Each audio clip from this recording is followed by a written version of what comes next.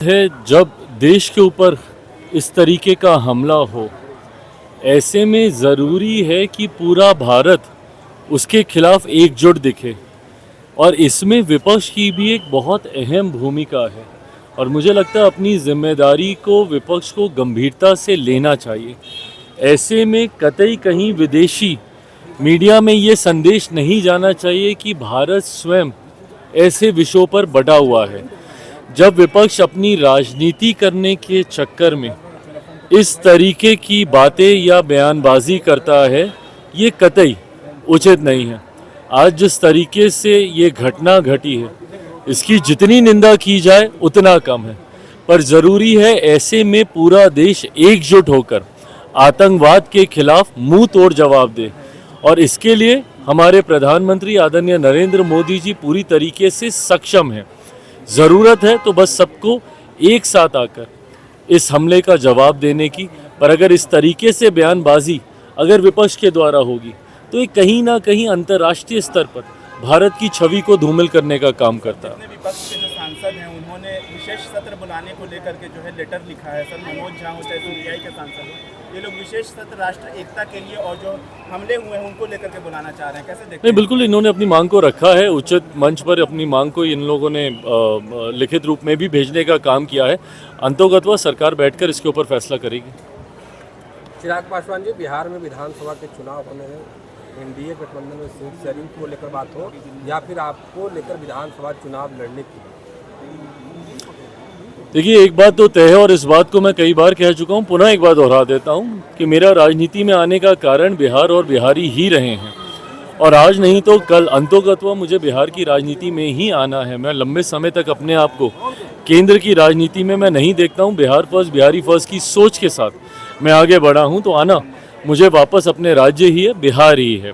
पर ये कब होगा, ये फैसला पार्टी के द्वारा लिया जाएगा। जहाँ तक रही बात बिहार विधानसभा चुनाव को लेकर सीट शेयरिंग की, ये उतने ही एमिकेबली इस मामले को सुलझा लिया जाएगा जितना एमिकेबली हम लोगों ने लोकसभा में सीटों का बंटवारा कर लिया था। उस वक्त भी कई तरीके के प्रश्न उठे थे कि सीट शेयरिंग आसान नहीं होगी, तमाम दलों को समाहित नहीं किया जा पाएगा।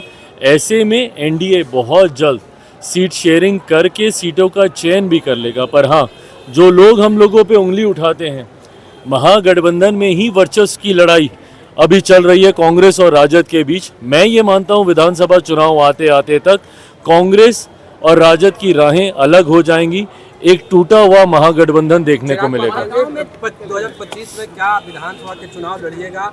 आपके सांसद हैं अरुण भारती, उन्होंने कहा है कि हम लोग गुजारिश करेंगे कि चिराग पासवान जी विधानसभा चुनाव लड़ें। देखिए, अगर पार्टी को ऐसा लगता है कि बिहार विधानसभा चुनाव प्रदर्शन को और गठबंधन को मजबूती देने के लिए मेरा चुनाव लड़ना ज़रूरी है, तो ज़रूर उस प्रस्ताव को भी गंभीरता से उस पर विचार किया जाएगा। लेकर के तेजस्वी यादव ने कहा है कि उसको शराबबंदी में से निकाल दिया जाएगा, हमारी सरकार बनेगी तो। सबसे ज़्यादा उत्पीड़न जो है ताड़ी बेचने वालों का ही हुआ है, ये कहा है। देखिए, इस बात का समर्थन तो हम लोग भी करते हैं और हम लोगों ने भी मुख्यमंत्री जी से यह आग्रह समय समय पर हम लोगों ने किया है। बिहार सरकार का लोक जनशक्ति पार्टी रामविलास हिस्सा नहीं है, जैसे केंद्र सरकार में हम लोग हिस्सा हैं, जहां पे एज अ मंत्री मैं कैबिनेट की कार्यशैली में मैं सम्मिलित हूं। पर ठीक उसके विपरीत बिहार में, क्योंकि हमारे पास वो संख्या बल भी नहीं है, तो ऐसे में बिहार सरकार का हम लोग समर्थन ज़रूर करते हैं, पर हम लोग बिहार सरकार का हिस्सा नहीं है। पर हाँ, उस समर्थन के दौरान भी हम लोगों ने इस बात को रखा है, ताड़ी को लेकर हम लोगों की भी राय पूरी तरीके से स्पष्ट है।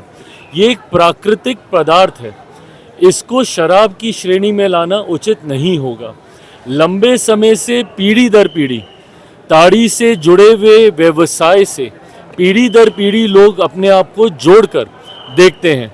ऐसे में हम लोगों ने भी कई बार आग्रह किया है, मांग किया है कि इसको शराब की श्रेणी से निकालकर जो लोग इस व्यवसाय के साथ जुड़े हुए हैं उनको जुड़े रहना देना चाहिए, उनका व्यवसाय चलते रहना। चिराग पासवान जी, जीतन राम मांझी गृह मंत्री अमित शाह से मुलाकात किए हैं, लोकसभा चुनाव के बाद नाराज चल रहे थे, कह रहे थे जो बात हुई थी उस पर एनडीए के लोग खड़े नहीं उतरे। क्या विधानसभा में उनको उचित? देखिए, गठबंधन के हर दल को के पास ये स्वतंत्रता है कि जाके अपने सुझाव, अपनी शिकायतों को उचित मंच पर रखे। यहाँ पे भारतीय जनता पार्टी एनडीए गठबंधन में सबसे बड़ी पार्टी है, सबसे बड़ा प्रमुख दल है, तो ऐसे में अलग अलग समय पर घटक जाके अपनी बातों को वहाँ पे रखने का काम करते हैं।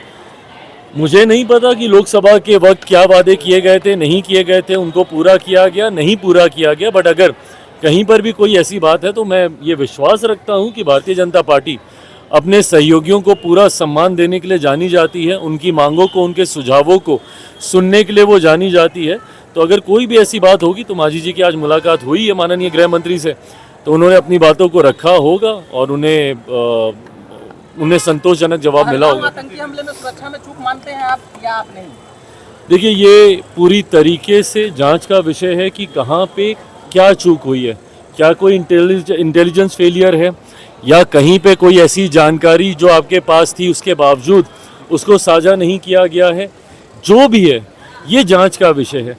पर जांच के साथ साथ आज की तारीख में जो देशवासी जिस चीज़ का इंतज़ार कर रहे हैं कि एक कड़ी कार्रवाई हो, हर एक खून की गिरी हुई बूंद का बदला लिया जाए पाकिस्तान, आतंकी और उनके आकाओं से, उस दिशा में सरकार जल्द हमारे प्रधानमंत्री नरेंद्र मोदी जी के नेतृत्व में कदम उठाएगी, ये मैं ज़रूर विश्वास दिलाता हूं।